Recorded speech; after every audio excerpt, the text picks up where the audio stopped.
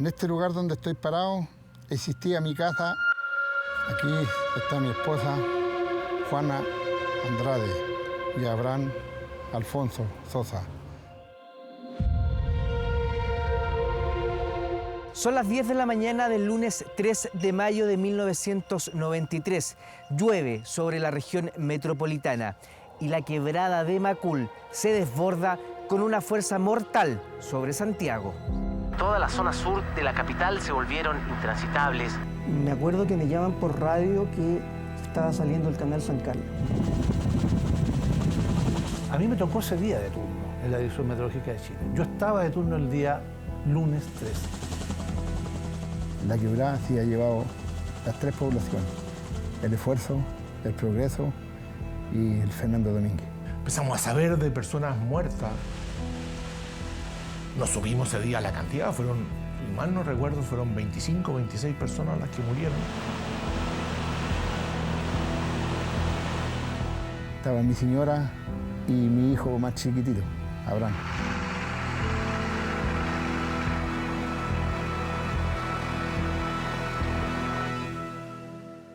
Cayó una llovizna, una lluvia relativamente poca en la mañana.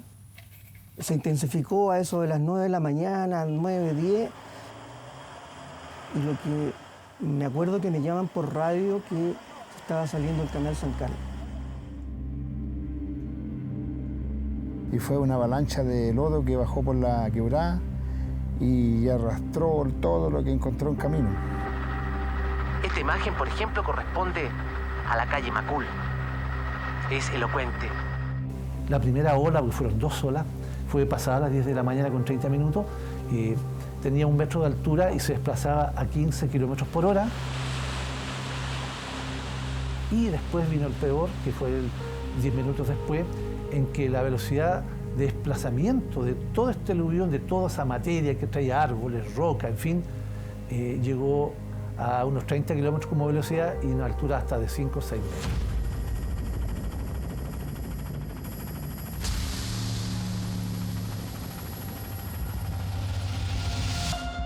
A mí me tocó ese día de turno en la Dirección Meteorológica de Chile. Yo estaba de turno el día lunes 3. Hay que considerar que, por ejemplo, a las 8 de la mañana del día lunes, ¿ya?, se habían acumulado apenas 12 milímetros. Y el resto de la jornada un par de milímetros más. O sea, en resumen, no pasamos más allá de los 14, 15 milímetros durante el día.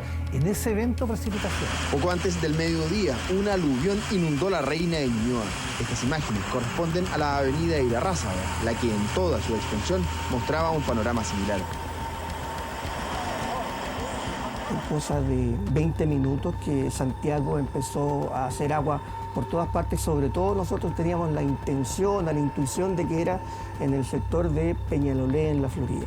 Y en el sector de La Higuera, por donde se entraba hacia la población para adentro, ahí uno entendió lo que estaba pasando realmente. La calle estaba completamente tapada. Esta es la población La Higuera, en la quebrada de Macul. El incesante trabajo que debió desplegar la Fuerza Aérea, Carabineros, con equipos aéreos, no bastaron para que sus pobladores pudieran rescatar parte de sus pertenencias. Esta es una residencia de la población Fernando Domínguez. Hoy su living está convertido en un ramal más del canal Las Perdices.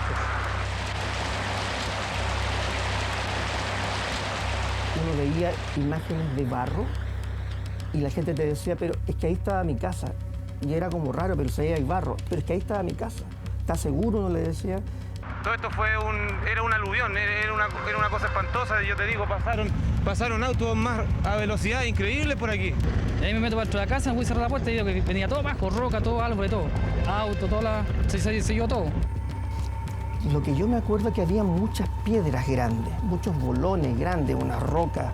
Entonces la gente decía, esto es culpa del señor que tiene más arriba un decantadero de piedras donde hacían materiales de construcción.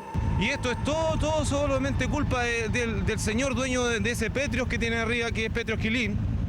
Era una faja de lodo pareja, pero tú no te lograbas imaginar que ahí habían habido casas.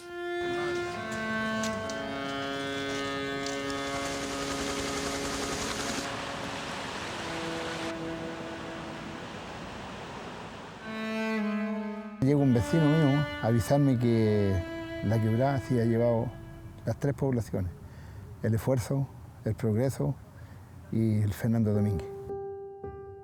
¿Y usted fue a buscar su casa? Yo salí en busca de mi casa, agarré por departamental hacia abajo y llegué más o menos en este mismo frente y no había nada, no había casa, no había nada, un verdadero desierto, pura roca y lodo. ¿Y quién estaba dentro de su casa? Estaba mi señora y mi hijo más chiquitito, Abraham.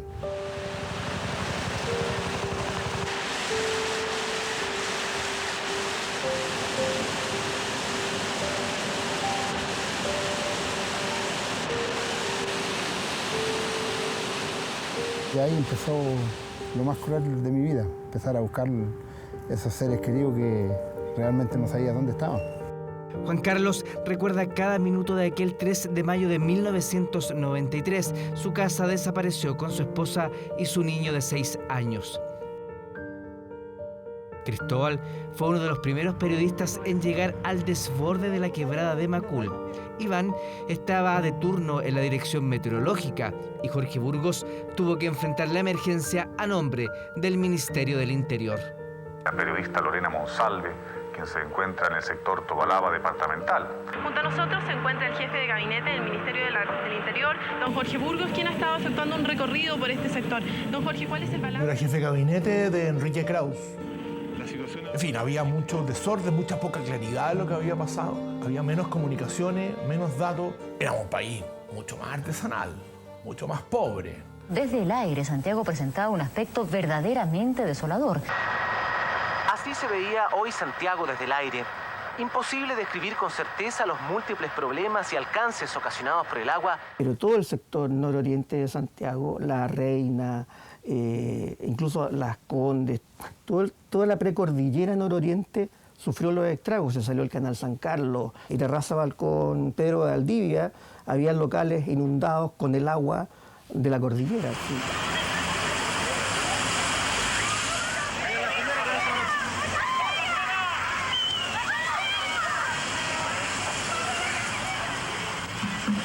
¿Hasta dónde llegó el agua?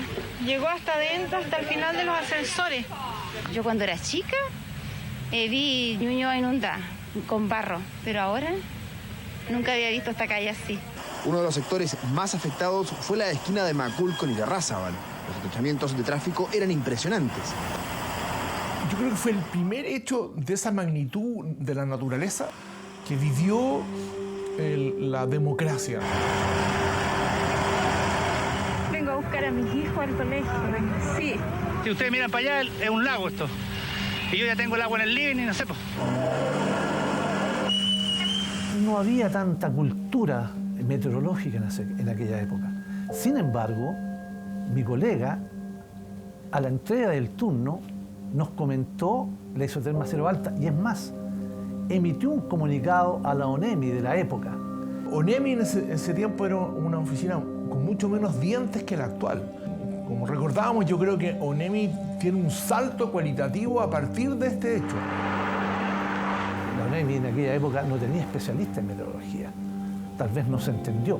Las autoridades del Ministerio del Interior hicieron un último balance sobre las trágicas consecuencias del aluvión que afectó a diversas comunas del sector suroriente de Santiago. Desde el Palacio de la Moneda nos informa la periodista Patricia Espejo. Patricia, buenas noches. Buenas noches, Bernardo. Hace más o menos media hora el subsecretario del Interior, Belisario Velasco, hizo un completo informe de lo que había sido este temporal, no solo aquí en la región metropolitana. Se produjo una luz de lodo, piedras y otros materiales, lo que se considera la causa de la emergencia. En el sector del Cajón del Maipo, que si bien no registró desbordes, esta espectacular imagen nos muestra a 2 viviendas que quedaron de esta forma luego de la crecida y desprendimientos de tierra. ¿Cuál es la cifra de víctimas fatales que se baraja hasta este momento? Por el momento, según los datos oficiales de ingreso al Instituto Médico Legal, la cifra es de 9 personas. Empezamos a saber de personas muertas. No supimos ese día la cantidad, si mal no recuerdo, fueron 25, 26 personas las que murieron.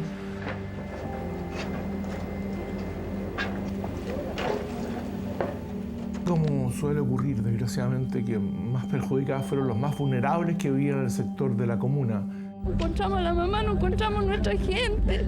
¿Ustedes desde qué hora que están aquí esperando noticias? Nosotros estamos de la 1:30 acá. Se han perdido toda mi familia, no parece. ¿Desde qué hora que no tienen noticias de ellos? De que salí de lo que he llegado hace como más de una hora.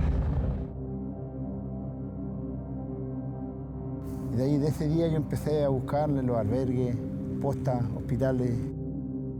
Un hermano encontró a mi señora aquí un poco más abajo, en un terreno que era en zona agrícola. Para mí era doloroso perder mi mujer, mi hijo, quedar a brazos cruzados, sin casa, sin nadie, quedar con 3 hijos a la cola, seguir luchando en la vida. Se vio la masa nomás venir con piedra, con rama.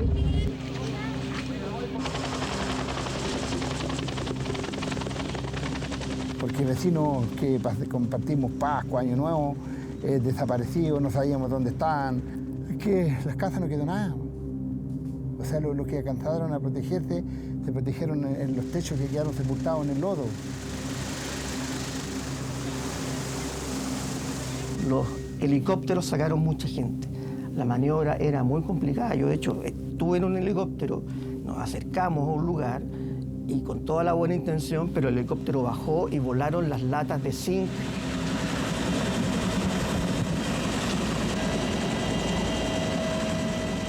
Sacar a la gente fue muy complicado, pero ahí estuvieron impecables los pilotos, los carabineros. Recuerdo que andaban sin pantalones los carabineros, porque la única manera de que no te pesara el barro.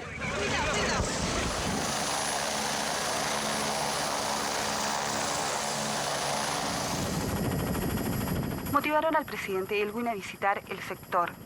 Allí vio con sus propios ojos la realidad que invade el sector suroriente y anunció que durante la mañana firmó un decreto para la compra de terrenos donde serán construidas 2.000 viviendas para quienes perdieron absolutamente todo.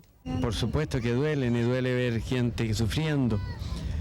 Probablemente aquí vamos a tener que hacer reasignaciones importantes de recursos. Y esa iglesia que hay abajo acá, que salvó personas que pasaron por el agua y quedaron enredados dentro de la iglesia. Yo me acuerdo que llegamos a una iglesia y la gente que estaba aislada en la iglesia pasaba a través del agua.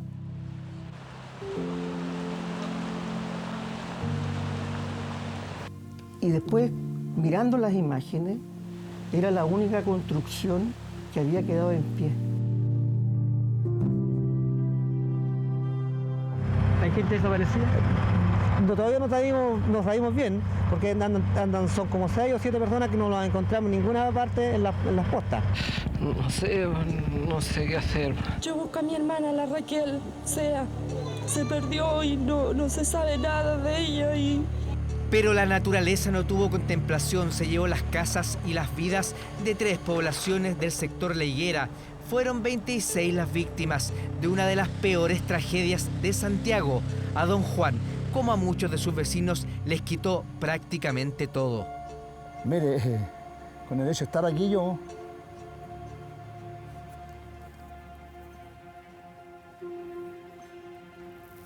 es difícil, porque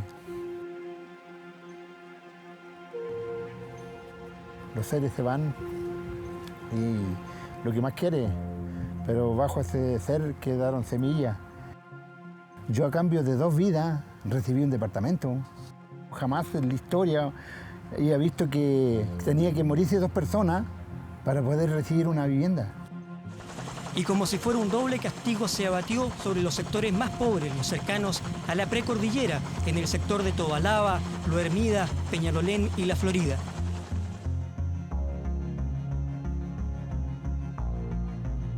Ustedes inmediatamente, ya terminando el gobierno, se dieron a la labor, eso sí, de crear estas piscinas decantadoras. Sí, esa fue una de las lecciones, ¿no? La decisión muy rápida fue construir esas piscinas. En aquella época que yo estuve presente, creo que lo que nos provocó a nosotros fue explicar mejor lo que era el Macero. Yo creo que la falla principal fue que la ONEMI en aquella época no tenía personal adecuado para poder interpretar lo que los meteorólogos decíamos. Y gente construyó también condominio de alta gama aquí cerca. Arriba en Las Perdices, Casa en Macularto también, ahí tiene usted medias casas que hay. Y la naturaleza, cuando quiere dar señales de su omnipotencia y omnipresencia, te las da.